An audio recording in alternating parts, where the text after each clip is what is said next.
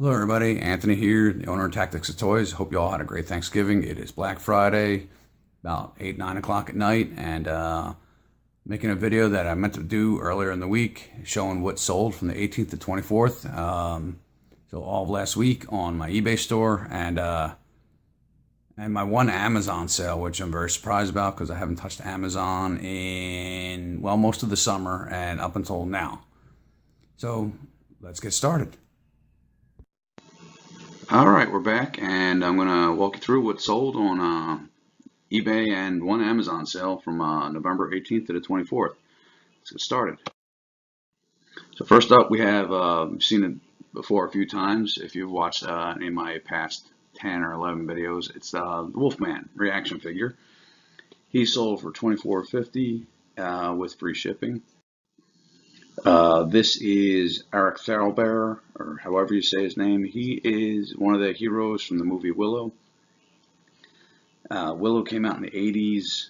I liked it. And it went for $29.50 with free shipping. This is Gaius. He was bought by the same guy who bought Iris a few weeks ago.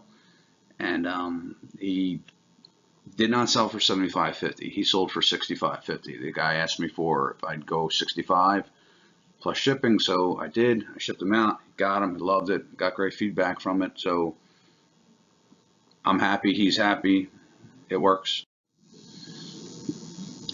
This one went. This is Dead Kennedy's Hard Rock comic issue number 13. It went to Germany through simple export rate, so he paid $17.50 plus the cost of shipping. This went to Texas. It's I got this in a liquidation lot of sporting goods and accessories. These are Venom boxing hand wraps. They went for $11.50 with free shipping. I kept lowering price. I've had them so long, it was just a matter of time to go. This is a press pop statue. It's Lee Perry, otherwise known as Scratch. He went for $65.50 with free shipping, and I'm down to one left. This is it's called PokeFits. It is binder inserts for trading cards, Pokemon sports cards, whatever. This went for $18.50 plus $5.19 shipping. This was going to Brazil. He ended up not paying. I actually just relisted it today. I filed an unpaid item claim and never went through, so be it. It's back up. This is one of the problems I have with international, particularly South America, Brazil in particular. It's people will buy and not pay. Now, it's not everyone, but it happens, which is unfortunate, but so be it.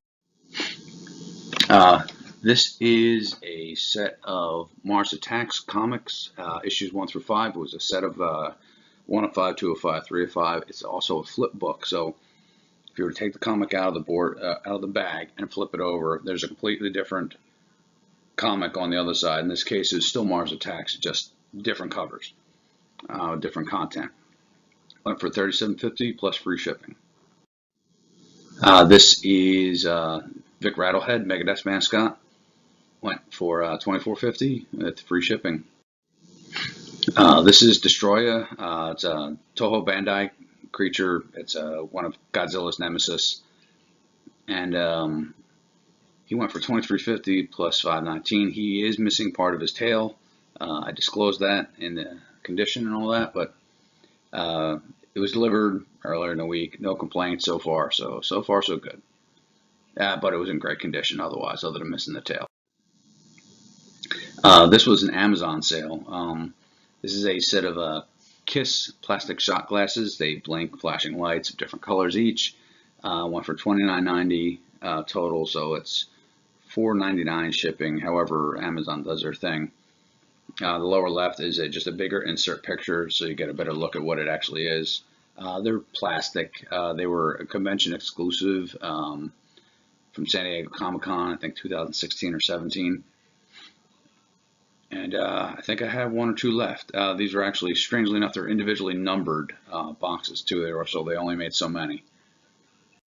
Next is Murano Art Glass Bookends. It's a Barbini apple and pear. Uh, I should have had the black background on instead of the white to show it to you.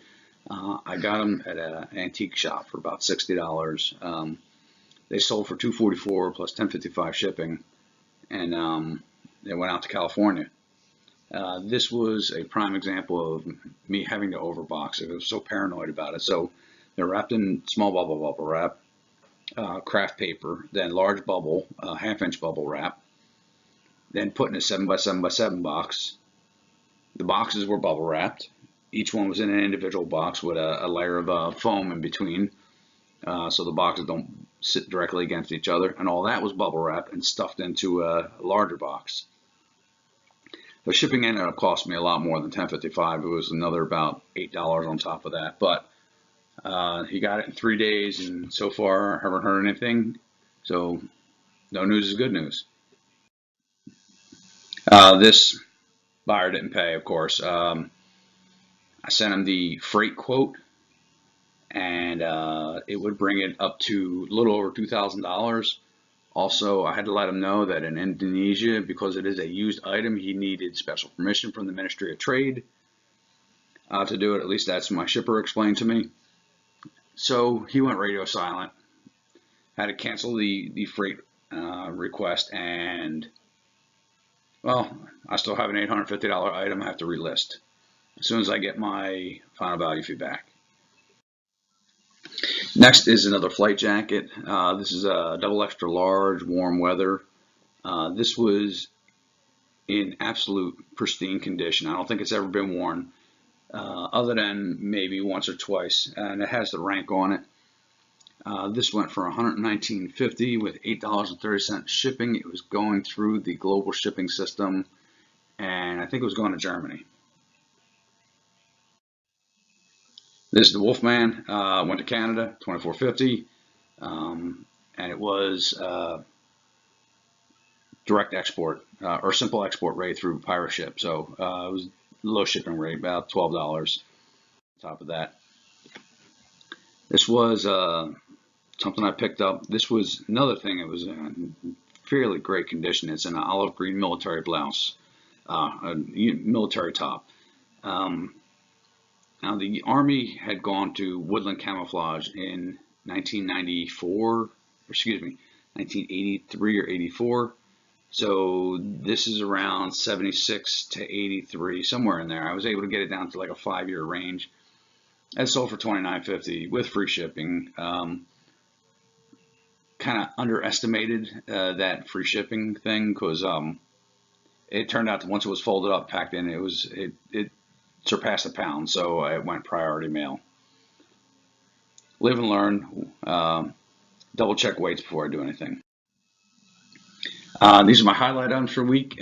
These are enamel cantina pin sets, the Star Wars Cantina Adventure.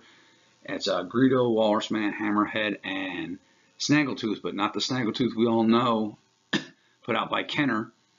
It is the one that was available in the Sears. One was released by Sears. This was actually a set of action figures you're able to get through Sears exclusive, and Snaggletooth was made wrong. He was the legendary 3 3/4 inch blue Snaggletooth that fetches a great deal of money. I've only ever found one and sold one for a great deal of money in poor condition. But these are a neat little thing, and I just thought I'd show them off. And I hope everyone had a great Thanksgiving. I meant to record this and post it earlier in the week, so bear with it. But once again, now we're in Black Friday, and the buying season is going crazy. Take care of your stuff. Watch your porch. Have your stuff held at the post office and whatnot. Porch piracy is a real thing, and you never know when it's going to hit. All right, so I'm going to flip around, and we're going to wrap up the night. All right. I hope you enjoyed that and didn't take up too much of your time. Wasn't too boring. I know my voice gets a little monotonous, but thank you for tuning in. For those of you who stayed to the end, my name is Anthony. I own a company called Tactics of Toys. I have my own site. I sell on eBay, Amazon, Mercari, eCrater, a couple other sites. and I'm a part-time reseller. I have a full-time job on top of this, and I'm in the Army Reserve. So I got a lot of irons in the fire, but this is when I hang up everything else. This is what I want to do. So thanks for watching me take another step on my journey. Have a great night. Cheers. Time for a drink.